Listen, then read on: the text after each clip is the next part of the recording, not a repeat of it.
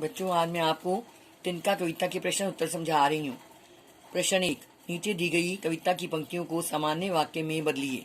जैसे एक तिनका आंख में मेरी पड़ा। इसका सही आंसर है मेरी आंख में एक तिनका पड़ा। मूठ देने लोग कपड़े की लगे।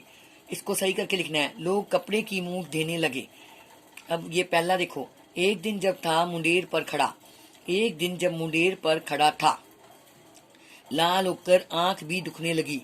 आंख भी लाल होकर दुखने लगी। ऐंठ बेचारी दबे पांव भागी।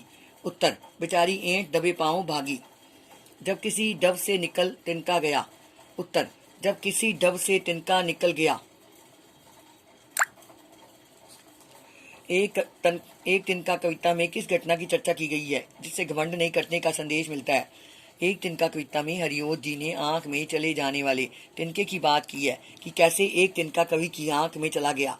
लोगों ने आंख में कपड़े की मूठ दी, किसी तरह तिनका निकाल दिया गया। ऐसे में कवि का घमंड चूर चूर हो गया।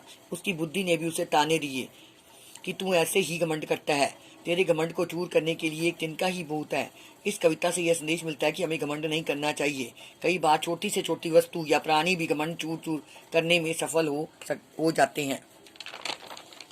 आंख में तिनका पड़ने के बाद घमंडी की क्या दशा हुई? घमंडी की आंख में तिनका पड़ने पर आंख लाल होकर दुखने लगी। वह बेचैन हो उठा, जिससे उसका घमंड चूर चूर हो गया। घमंडी की आंख से तिनका निकालने के लिए उसके आसपास लोगों ने क्या किया? घमंडी की आंख से तिनका निकालने के लिए उसके आसपास के लोगों ने कपड़े की मूठ बनाकर उसकी आंख में डाली।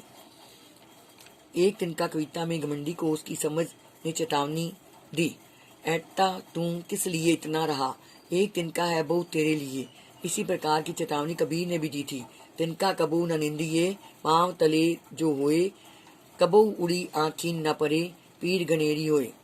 इन दोनों में क्या समानता और क्या अंतर है, बताओ। उत्तर, इन दोनों कविताओं में अंतर। एक तिनका कविता में कवि ने बताया कि तिनके में मनुष्य का घमंड तोड़ देने की शक्ति है, जबकि कबीर ने कहा है कि तिनके को कभी पांव तले मत रो दो, न जाने कब वह उड़कर आंख में गिर जाए और बहुत दर्द सहना पड़े।